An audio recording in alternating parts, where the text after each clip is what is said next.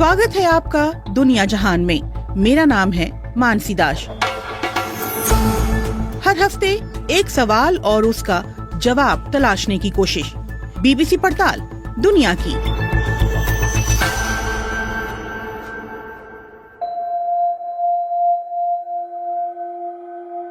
ब्रह्मांड में पृथ्वी के अलावा क्या कहीं और जीवन है, और अगर है तो कैसा? वैज्ञानिकों के लिए ये अब तक बड़ा सवाल बना हुआ है।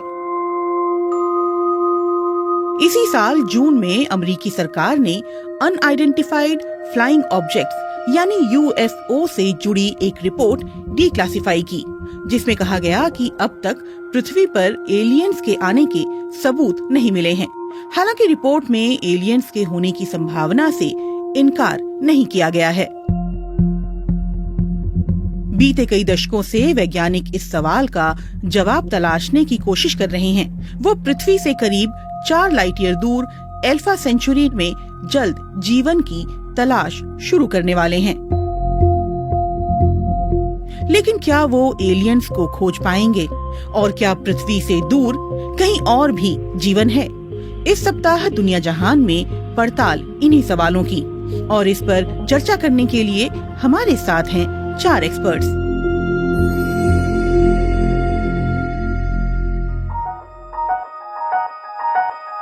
पार्ट 1, कहां कैसे उठा सवाल।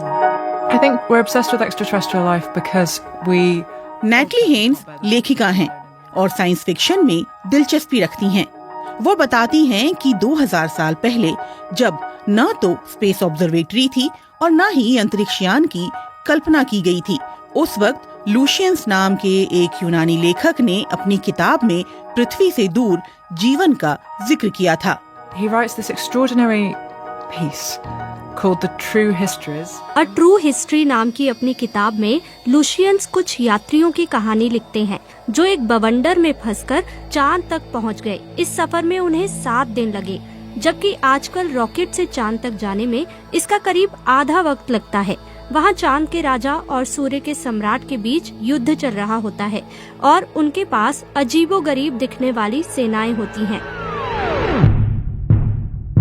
लूशियंस ने चांद पर पंख वाले घोड़ों और विशालकाय गिद्धों का जिक्र किया है। उन्होंने अजीबोगरीब लोगों के बारे में लिखा है जिन्हें एलियंस कहना गलत नहीं होगा। इसके करीब 800 साल बाद 10वीं सदी के जापान में एक और साइंस फिक्शन कहानी द बैम्बू कटर्स डॉटर लिखी गई थी। The story is that a bamboo cutter is chopping bamboo and he sees this. ये कहानी कुछ ऐसी है कि बांस काटने वाले एक व्यक्ति को एक दिन बांस के भीतर तेज रोशनी दिखी। उसे वहाँ एक नन्ही बच्ची मिली जिसे वो घर ले आया और अपनी बेटी की तरह पाल पोस कर बड़ा किया। बाद में लड़की ने बताया कि वो चांद से है। लेकिन ऐसा क्यों है कि जिन पहली कहानियों में एलियंस का जिक्र है, उनमें चांद का भी जिक्र है? It was for a really long time and I suppose that's because... ये बात सही है कि लंबे वक्त तक चांद के ही बारे में लिखा जाता रहा है। शायद ऐसा इसलिए क्योंकि धरती से चांद साफ दिखता है, लेकिन शुक्र या मंगल नहीं दिखते। लेकिन जल्द ही पृथ्वी पर मंगल भी चर्चा का विषय बना। 1870 के दशक में एक इतालवी खगोल विज्ञानी जियोवानी वर्जीनियो शियापरेली ने टेलीस्कोप से मंगल ग्रह को देखा और इसके बारे में विस्तार से लिखा। He sees these sort of channels on the surface. उन्होंने मंगल की सतह पर नालियों जैसी लकीरें देखी, जिनको उन्होंने कनाली कहा। लोगों को लगा कि वो कनाल यानी नहरों की बात कर रहे हैं। उस वक्त सुएज नहर का काम पूरा हुआ था। इसके बाद ये धारणा बनने लगी कि मंगल ग्रह पर रहने वालों ने वहाँ नहरें खोदी हैं।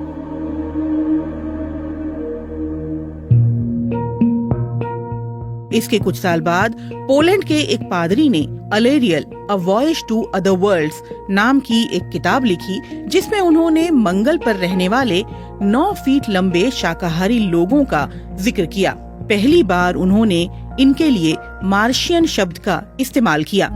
Speaking from the roof of Broadcasting Building, New York City, the bells you hear are ringing to warn the people to evacuate the city as Martians approach. इसी दौर में रेडियो पर H.G. वेल्स की किताब वॉर ऑफ द वर्ल्ड्स का नाट्य रूपांतरण प्रसारित किया गया। इस कहानी को एक न्यूज बुलेटिन सीरीज की शक्ल में कुछ इस तरह सुनाया कि सुनने वालों को लगा मार्शियंस ने पृथ्वी पर हमला किया है।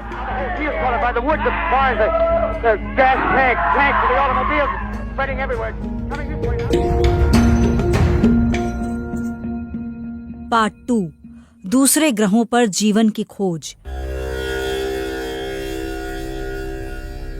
1960 के दशक में एक युवा वैज्ञानिक फ्रैंक ड्रेक ने कहा कि एक सौरमंडल से दूसरे सौरमंडल को सिग्नल भेजने के लिए विश्व युद्ध के दौरान विकसित की गई रेडियो तकनीक का इस्तेमाल किया जा सकता है और हो सकता है कि एलियंस भी ऐसा कर रहे हों। ऐसे में उनके अस्तित्व को खोजने के लिए हमें जो करना है वो है बस उनके सिग्नल को पकड़ना। It was 3 in the morning and the telescopes were grinding away. Seth Shostak search for extraterrestrial intelligence SETI में वरिष्ठ खगोल विज्ञानी हैं। बीते 4 दशकों से वो एलियंस के ऐसे ही सिग्नल सुनने की कोशिश कर रहे हैं। What Frank did is he used an existing antenna. Frank ने वेस्ट वर्जीनिया की ऑब्जर्वेटरी में मौजूद रेडियो एंटीना का मुंह नजदीकी तारों की तरफ मोड़ दिया।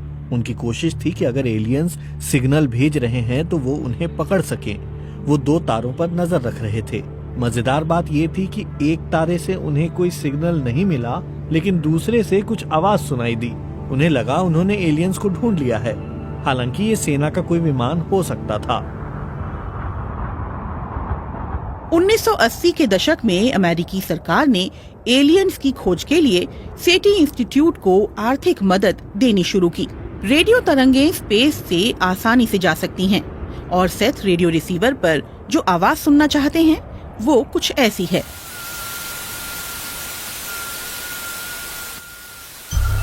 ये असल में किसी एलियन का सिग्नल नहीं है, बल्कि सेथ ने सिमुलेशन से इसे तैयार किया है ताकि समझा जा सके कि वो क्या तलाश कर रहे हैं। लेकिन मुश्किल ये थी कि इसके लिए उन्हें लाखों रेडियो फ्रीक्वेंसी को देखना था। फिर उन्हें कैसे पता कि पहले किसे देखना है? Well, that's a real problem. You could say, well, I don't know. ये बड़ी समस्या थी। एलियंस ने ये संदेश तो भेजा नहीं कि किस फ्रीक्वेंसी पर मुझे ट्यून इन करना है। ऐसे में मुझे हर फ्रीक्वेंसी चेक करनी थी, लेकिन ऐसा करना समय की बर्बादी थी। हमें ऐसे रिसीवर चाहिए जो सभी चैनल्स एक साथ सुन सकें। ओहायो यूनिवर्सिटी के एक खगोल विज्ञानी जब रेडियो टेलीस्कोप का डेटा देख रहे थे, उन्हें बेहद अधिक तीव्रता और फ्रीक्वेंसी वाले सिग्नल मिले। उन्हें लगा ये एलियन के सिग्नल हैं। When he was so impressed, he wrote, "Wow" next to it. Well, वो बेहद खुश थे। उन्होंने डेटा के पास लिखा वाओ, लेकिन उन्हें असल में क्या मिला हमें नहीं पता। आकाश के उसी हिस्से में कई और लोगों ने भी तलाश की, लेकिन उन्हें कभी ऐसा कुछ नहीं मिला। ऐसे में 2 संभावनाएं थी, या तो वो एलियंस थे या फिर पृथ्वी पर ही किसी चीज की आवाज थी। कई लोगों के लिए ये एलियंस के सिग्नल का उदाहरण था, लेकिन सही मायनों में सालों की खोज के बाद भी एलियंस के बारे में कोई पुख्ता संकेत नहीं मिल सका था। सवाल उठा कि सरकारों का ऐसे प्रोजेक्ट्स पर अरबों खर्च करना कहां तक सही है जिसका कोई नतीजा ही न निकले। 1990 के दशक की शुरुआत में सेटी इंस्टीट्यूट को मिल रही सरकारी मदद बंद हो गई, लेकिन ये एलियंस की खोज का अंत नहीं था।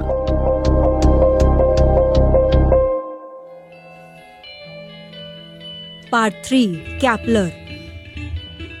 One of my earliest vivid memories is seeing the astronauts. David Grinspoon astrobiologist हैं और प्लानिटरी साइंस इंस्टीट्यूट में वरिष्ठ वैज्ञानिक हैं।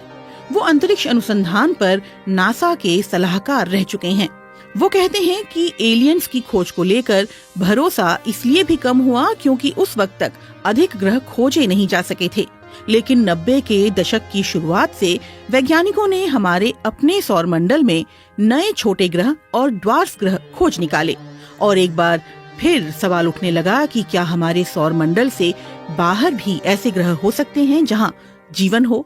5, 4, 3, 2, engine start, 1, 0, and liftoff of the Delta II rocket with Kepler on a search for planets in some way like our own. मार्च 2009 में NASA ने Kepler अंतरिक्षयान launch किया। इसमें टेलीस्कोप वाली एक ऑब्जर्वेटरी थी जिसका उद्देश्य पृथ्वी के बाहर जीवन की तलाश करना था। So Kepler was a very clever idea. Kepler एक चतुर विचार था। ये ऐसा था कि धरती से दूर आप एक ऐसी जगह उसे रखें जहां से वो पूरे अंतरिक्ष पर नजर रख सके। केपलर कई सालों तक तारों पर नजर रखता रहा। उसका काम ये देखना था कि किसी तारे से आ रही रोशनी बदलती है या नहीं। And if the light of a star flickers, it might... अगर रोशनी में बदलाव आया तो मतलब ये कि हमारे और उस तारे के बीच से कुछ गुजर रहा है। ये शायद कोई ग्रह हो। अगर किसी तारे के टिमटिमाने में पैटर्न है तो पता चलता है कि कोई चीज उसका चक्कर लगा रही है। केपलर के जरिए कुछ ग्रह ढूंढने की उम्मीद थी, लेकिन 9 साल के अपने वक्त में उसने सौरमंडल के बाहर 2600 ग्रह ढूंढे, लेकिन इनमें से कितनों पर जीवन हो सकता है? We have rough estimates for the number of habitable planets. इस बारे में मोटा मोटा अनुमान लगाया जाता है क्योंकि हमें ये नहीं पता कि किन हालातों में जीवन पनपता है। हमारे सामने केवल पृथ्वी का उदाहरण है, लेकिन हम ये मान सकते हैं कि पृथ्वी के आकार का कोई ग्रह अगर किसी खास क्लाइमेट जोन में हो तो वहाँ जीवन की संभावना हो सकती है। इस हिसाब से कहा जा सकता है कि हमारी आकाशगंगा में ऐसे 30 करोड़ ग्रह हो सकते हैं। डेविड ग्रिन्सपून के अनुसार ये खोज वो क्रांति थी जिसने धरती के बाहर जीवन की संभावना को लेकर वैज्ञानिकों की सोच को बदल दिया। Most astronomers, most planetary scientists, most... अधिकतर खगोल विज्ञानी या वैज्ञानिक कहेंगे कि उन्हें भरोसा है कि किसी और ग्रह पर भी जीवन होगा। अब तक पृथ्वी के बारे में ऐसा कुछ खास नहीं पता चला है जिससे ये कहा जा सके कि जीवन केवल यहीं पनप सकता था। धरती पर एक्सट्रीमोफाइल्स जैसे कुछ जीवों की खोज भी हुई जो ये साबित करते हैं कि बेहद मुश्किल परिस्थितियों में भी जीवन पनप सकता है। वैज्ञानिकों को भरोसा है कि ये नन्हे जीव जो जीवन की शुरुआत का आधार रहे हैं पूरे ब्रह्मांड में फैले हुए हैं। इस नई खोज ने एक बार फिर एलियंस की तलाश में दिलचस्पी बढ़ाई, लेकिन सबसे बड़ा सवाल ये है कि अगर कहीं एलियंस मिल भी गए तो क्या? पार्ट 4 एलियंस मिले तो क्या करेंगे हम? My name is Stephen Dick and I'm an astronomer and an historian of Steven Dick खगोल विज्ञानी हैं और विज्ञान के इतिहासकार हैं। वो नासा में प्रमुख इतिहासकार रह चुके हैं। दूसरे खगोल विज्ञानियों की तरह स्टीवन को भी यकीन है कि पृथ्वी से परे भी कहीं जीवन है, लेकिन उन्हें चिंता इस बात की है कि इसका पता चलने के बाद क्या होगा। There's certainly no systematic program. मुझे जितना पता है, न तो अमेरिकी सरकार के पास और न किसी और के पास इसकी कोई योजना है कि अगर कहीं एलियंस मिल जाते हैं तो इसका क्या असर होगा। स्टीवन डिक कई सालों तक नासा प्रायोजित एलियन लाइफ प्रिपरेशन प्रोग्राम का हिस्सा रह चुके हैं। वो कहते हैं कि हमें अब तक यही नहीं पता कि जिन्हें हम खोज रहे हैं वो हैं कैसे और हमसे मिलकर उनकी क्या प्रतिक्रिया होगी। Well, that's right. We can't take it for granted that aliens are going to be good. हम ये मानकर नहीं चल सकते कि एलियंस अच्छे ही होंगे। माइक्रोब के स्तर पर भी देखा जाए, संभव है कि दूसरे ग्रह से आया बैक्टीरिया यहाँ संक्रमण फैला सकता है। हमें नहीं पता कि एलियंस की दुनिया में परोपकार का सिद्धांत है भी या नहीं। लेकिन क्या ऐसा भी हो सकता है कि जिन एलियंस की तलाश हम कर रहे हैं वो हमें ढूंढ रहे हों और हमसे मिलने पृथ्वी पर आ जाएं? और इससे भी बड़ा सवाल ये कि हम एलियंस से बात कैसे करेंगे। Well, this is the subject of a lot of discussion. The movie Arrival. ये गंभीर चर्चा का विषय है। मुझे लगता है कि फिल्म अराइवल में इस बात को बेहतर तरीके से दिखाया गया है। इसमें कुछ एलियंस इंसानों से बात करने की कोशिश करते हैं। आपको ऐसी भाषा चाहिए जिसे लेकर पूरे ब्रह्मांड में समझ हो। कई लोगों को लगता है कि गणित इसका जवाब हो सकती है, लेकिन इसे लेकर भी अलग अलग थ्योरी है। कुछ कहते हैं कि गणित का आविष्कार किया गया और कुछ मानते हैं कि इसे खोजा गया। इसके अलावा भी कई और सवाल हैं जो परेशानी का सबब हो सकते हैं, जैसे क्या हम उन्हें धर्म के दायरे में देखेंगे, हम उनके साथ किस तरह का व्यवहार करेंगे, और फिर धरती की तरफ से उनसे बात कौन करेगा, संयुक्त राष्ट्र या फिर कोई और। इन सवालों के जवाब अब तक किसी के पास नहीं है। It's always better to have a plan, I think. The plan doesn't always work, but it's better. मुझे लगता है कि हमारे पास कोई योजना होनी चाहिए। हमें नहीं पता कि क्या करना चाहिए, लेकिन इसके बारे में पहले से सोचा जाए तो बेहतर होगा।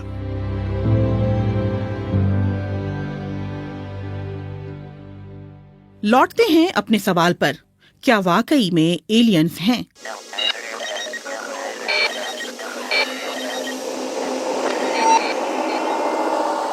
हम जानते हैं कि अब तक दूसरे ग्रह पर जीवन को लेकर हमें कोई ठोस सबूत नहीं मिले हैं।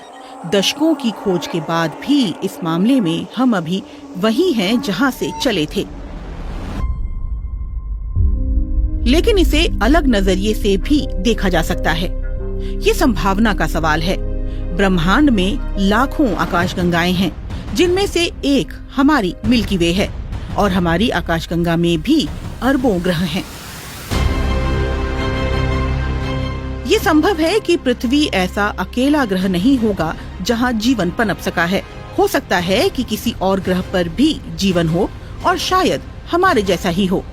हो सकता है कि किसी दिन हम एलियंस को खोज पाएं, या फिर शायद वो हमें पहले खोज लें।